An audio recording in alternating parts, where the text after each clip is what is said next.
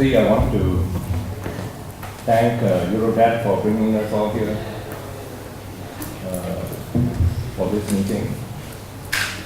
I think this gathering, we have so many people here, we are going to discuss so many issues, shows the emergence of Eurodad as a major force in the area of finance. Am I right?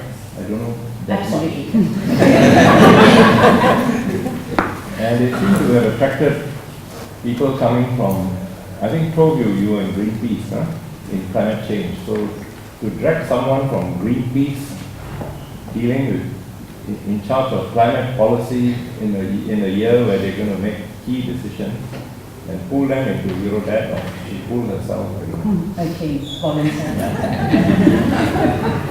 So she probably thinks that the development crisis is as big or bigger than the climate crisis, and the two are related. And I'm sure the same for your other colleagues. So more power to Eurodad, and for our own selfish reasons, we need to get together, we need to coordinate better on finance issues.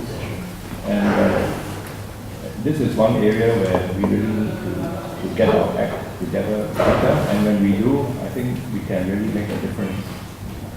I don't have a PowerPoint, sorry. Oh, it's good, so you have to listen to me. I have put 3 papers on the table from the South Centre. One is on the investment agreements. You know, this is a huge area that we now have to fight. Another one is called the South Centre statement at the G24 meeting. You know, the G24 is the coordinator of developing countries in the IMF and World Bank.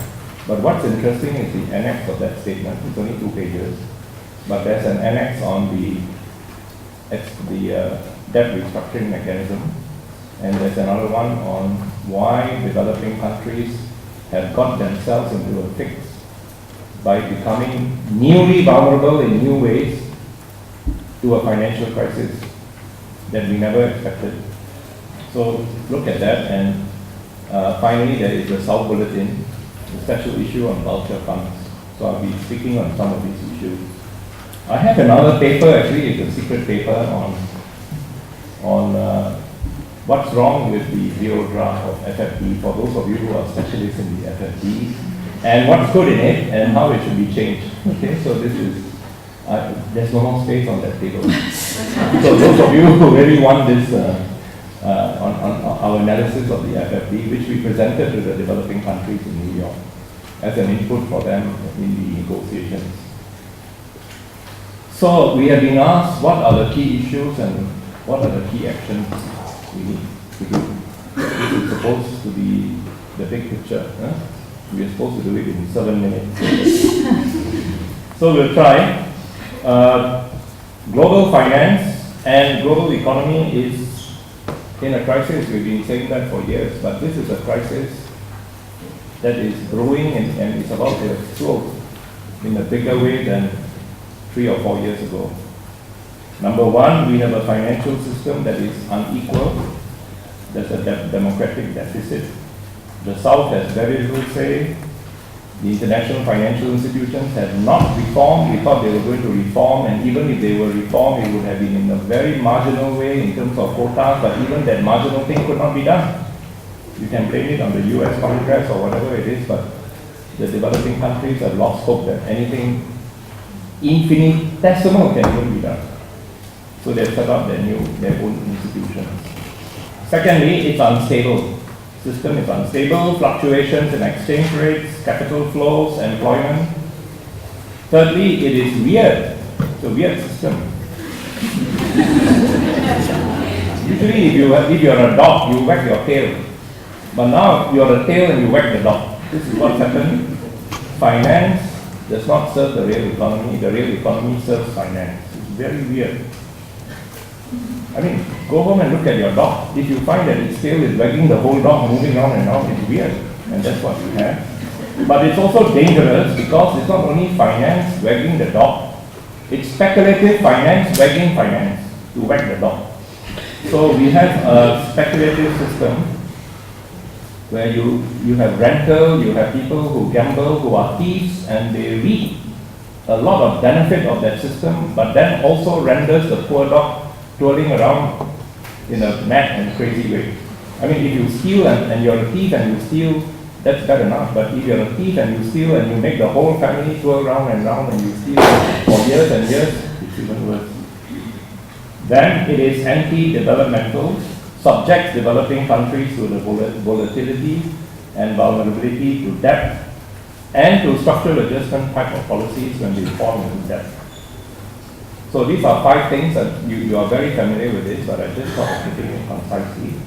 It is said that the world has changed, the South has risen, the poor North is now very poor, they only grow at 1%, the South is growing at 10%. So we don't have to worry about the developing countries anymore, except those in conflict and a few LDCs and so on. But this is not true. This so-called convergence, where developing countries were growing much faster, began to take place only in 2000 and was taking place for about a decade. But it has stopped taking place.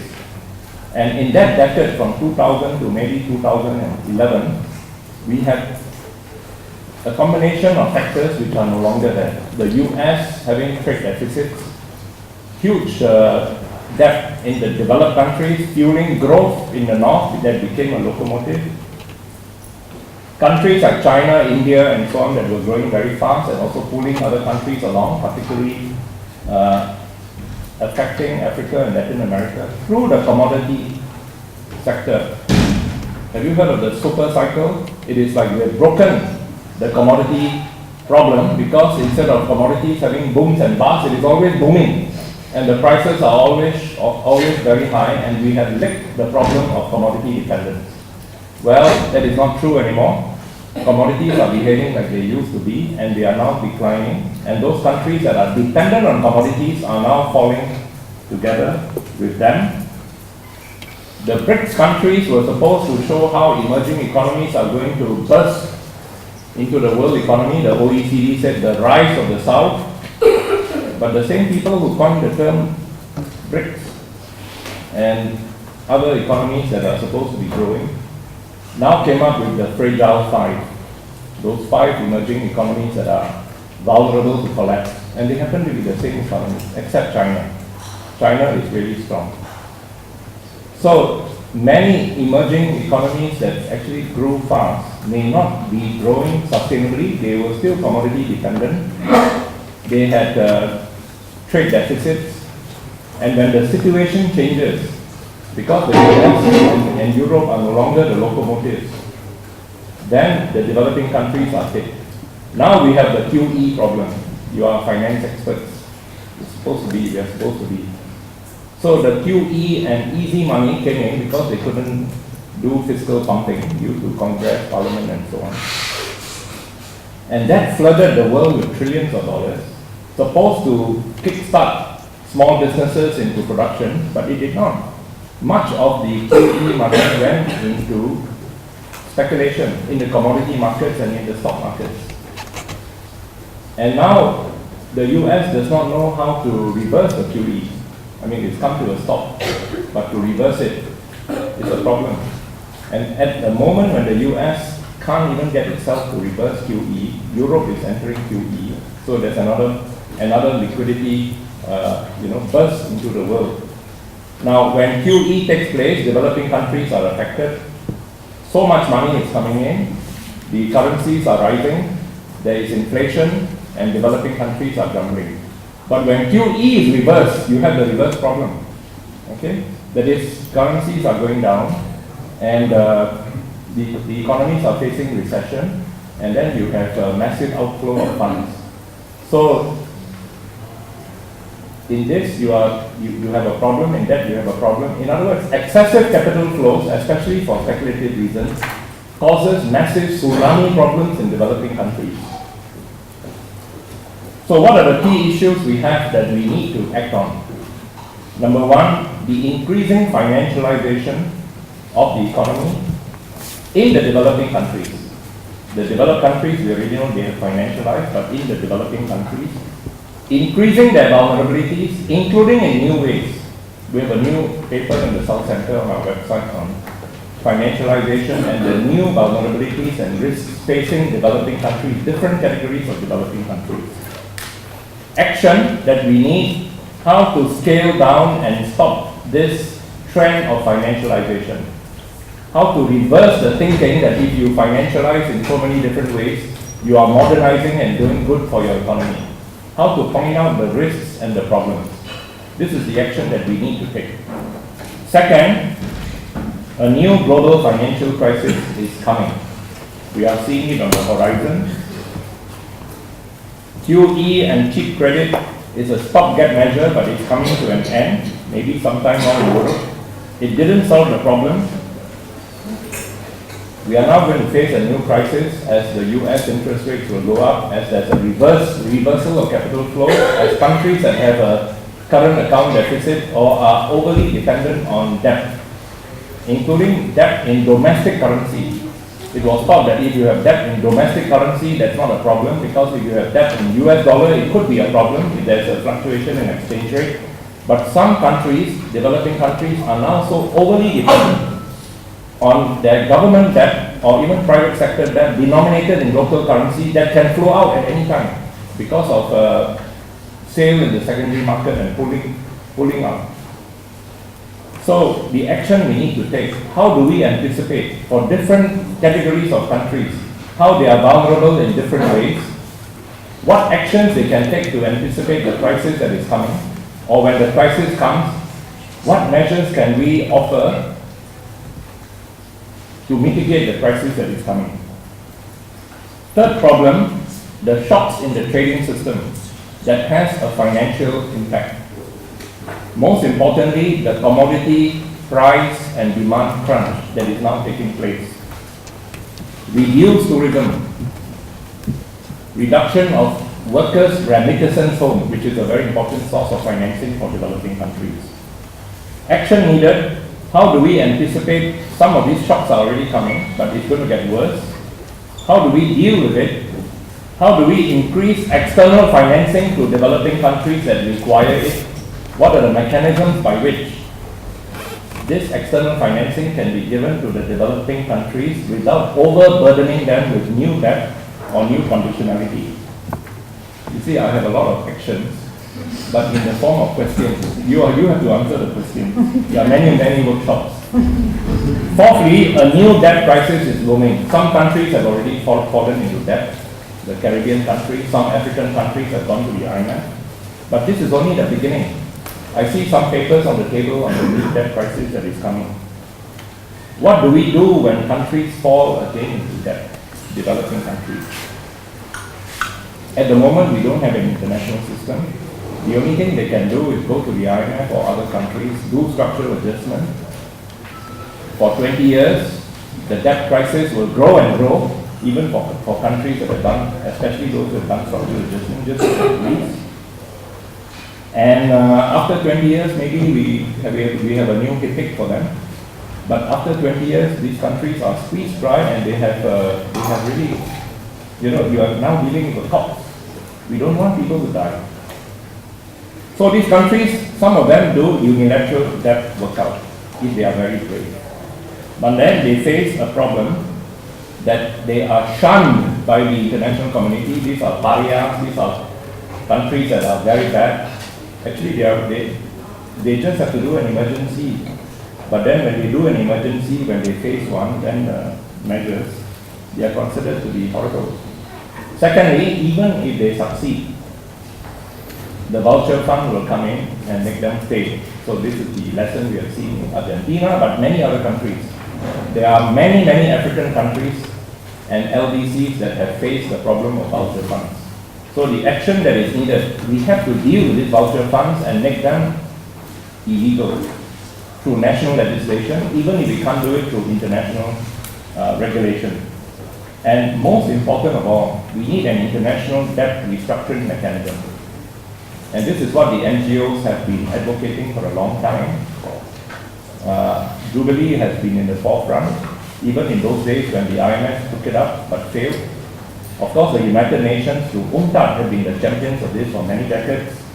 And suddenly, due to the voucher fund decision in the US, Argentina took it up. The G77 backed up Argentina, and today, hey presto, we have an ad hoc committee in the United Nations that is dealing with the establishment of a legally binding international debt restructuring mechanism. That's the very good news. The bad news is that the developed countries don't like the UN to be a venue for this kind of thing. Maybe they don't like anybody to be a venue for this debt restructuring mechanism. So they have boycotted the ad hoc committee that is dealing with it. That's the bad news. The good news is that they have boycotted. It's outrageous. You are the NGOs, you are the activists. An activist is one who changes the political reality, not only that does not accept it, but changes it. So that's the good news. That's something for you to do. That is going to be very, very important.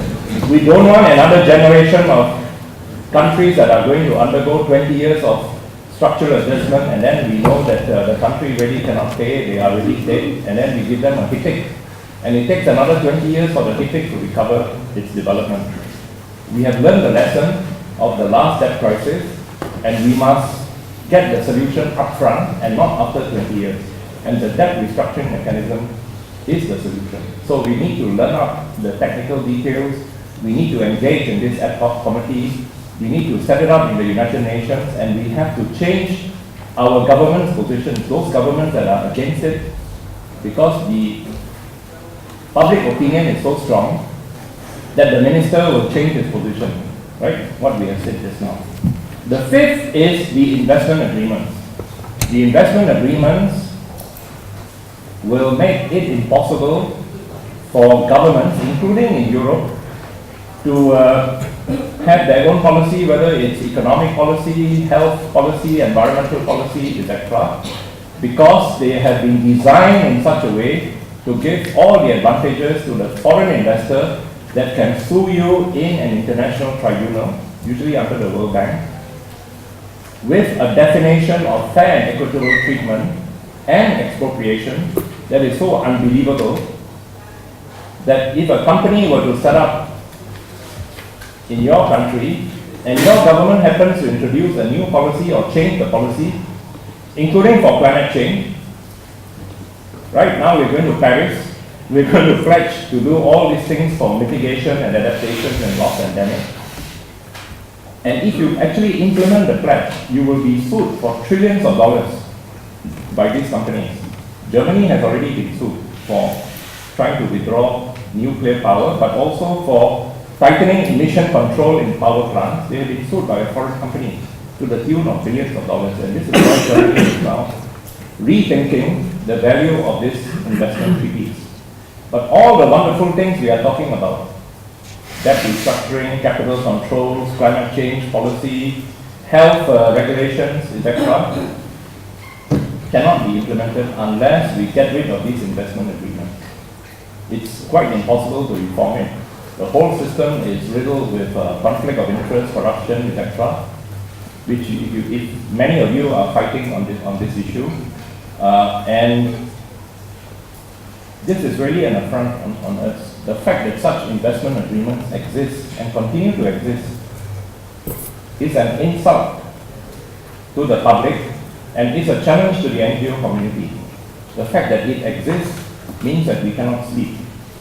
6, we need to facilitate new financing to those developing countries that need it.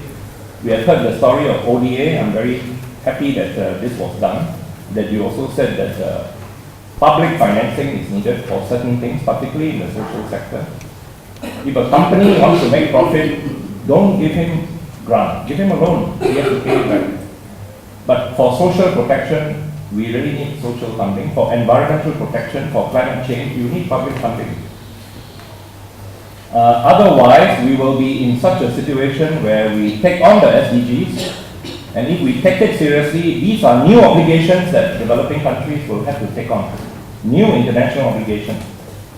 And we are talking of universal health coverage. We are talking of free education. We are talking of water supply for those who need it. And actually, this is quite ironic. In a period when Europe, that championed social protection, is withdrawing social protection, ask your friends in Greece or Spain what I'm talking about, right? And at the same time, we are asking developing countries to take on what Europe is now withdrawing from, or the US is withdrawing from. Poor Obama, he tried to introduce a little bit of care for health, not even up to European standards, and he's bombarded by his Congress. So, if I were a developing country government, I would be very skeptical. Why are you asking me to take on social protection as a human right and as an international obligation, not only in the Human Rights Council, but now in the General Assembly of the UN, when you yourself are not able to do it? But for better or for worse, our developing country governments have internalized social protection. And they have pledged it. Some countries have put it not only as a basic need, but as a human right, and some have put it in the constitution as a constitutional right. But how are they going to fulfill it? Where's the financing coming from? Hepatitis C, the new cure, costs $100,000 in the developed countries. These same companies are coming to some developing countries and say, well, we'll give you a discount. How about $30,000? Who can afford $30,000 to have the new cure for hepatitis C? That is why the National Health Service in the UK cannot afford to take on hepatitis C new medicine, and in other European countries as well. They cannot have universal health care for hepatitis C where there is a 95% chance of success if you take the medicine, because the company is reaping monopoly profits.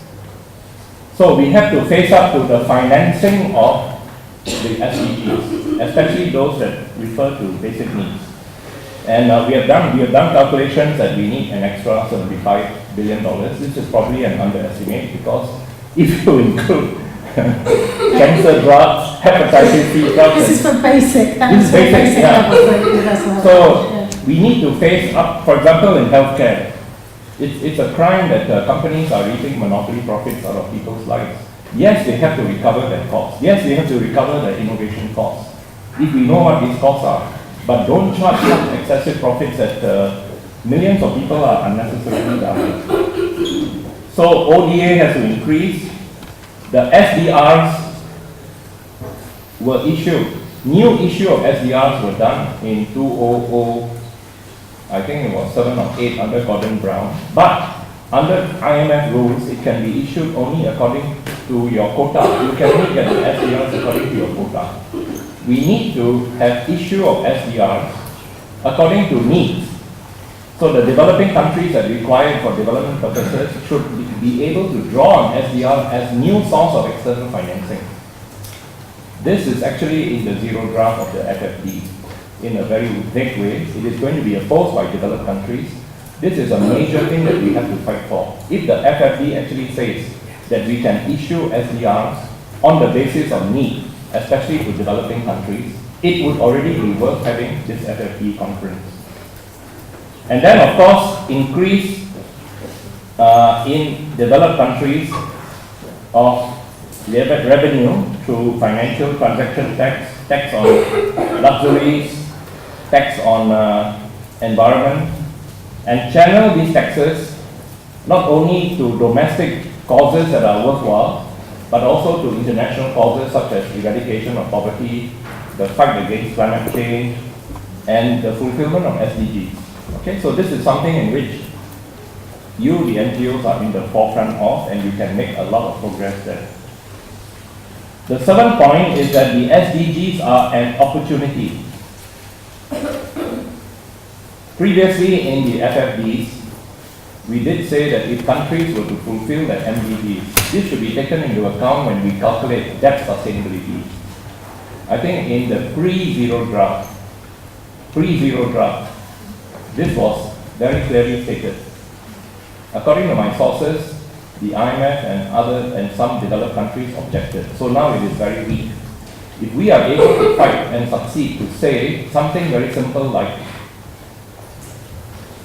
developing countries need to fulfill their obligations on SDGs, and the financing that they need in order to fulfill their SDGs should be fully taken into account in the calculation of debt sustainability. In other words, when you say a country has to pay its debt, a country also has to fulfill its SDGs. So the SDGs is a higher priority than paying of debt.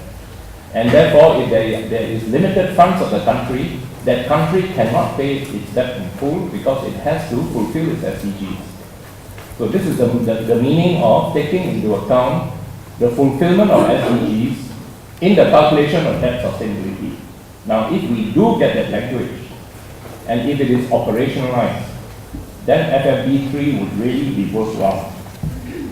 The 8th point, we have to avoid bad things that the FFD may champion and then create a new trend.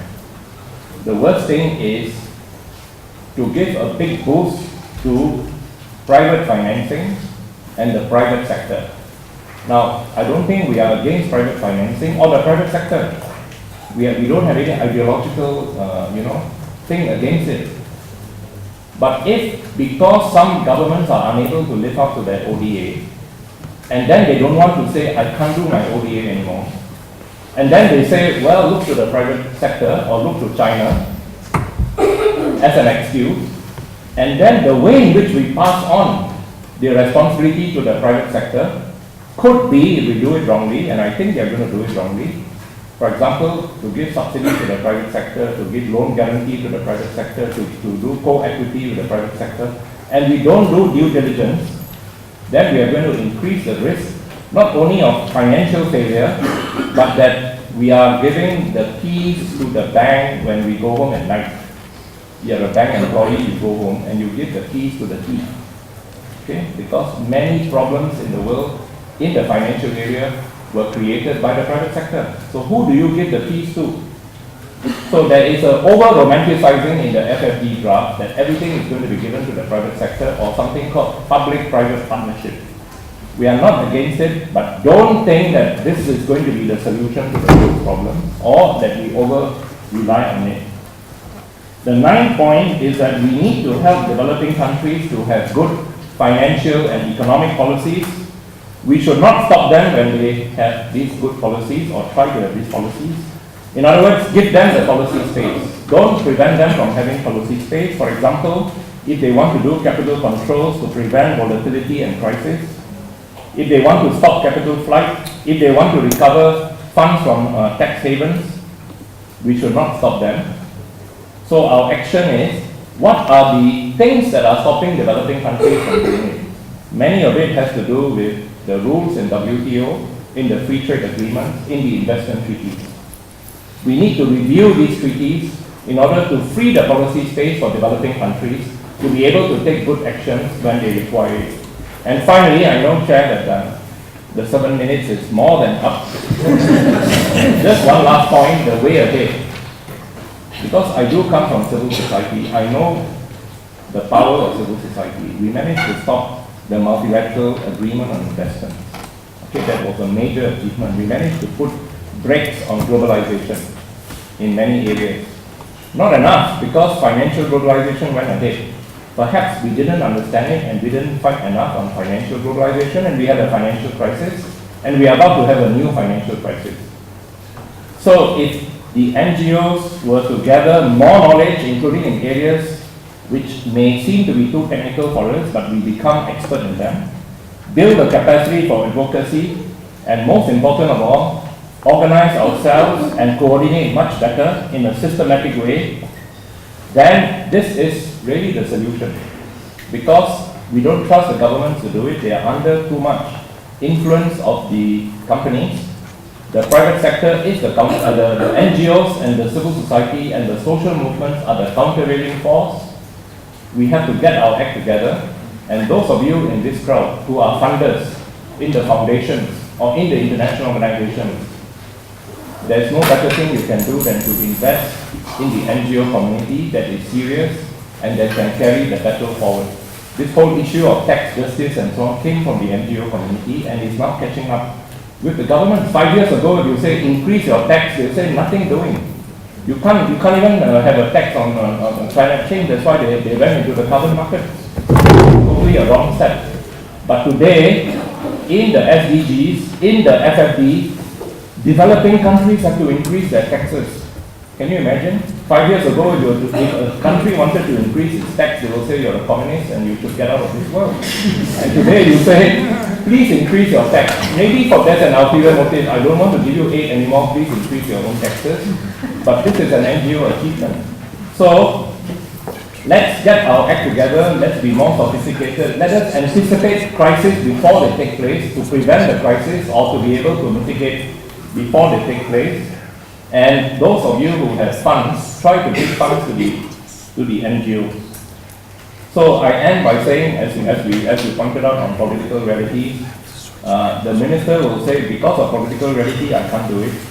The NGO say, because of the political reality, there is a crisis.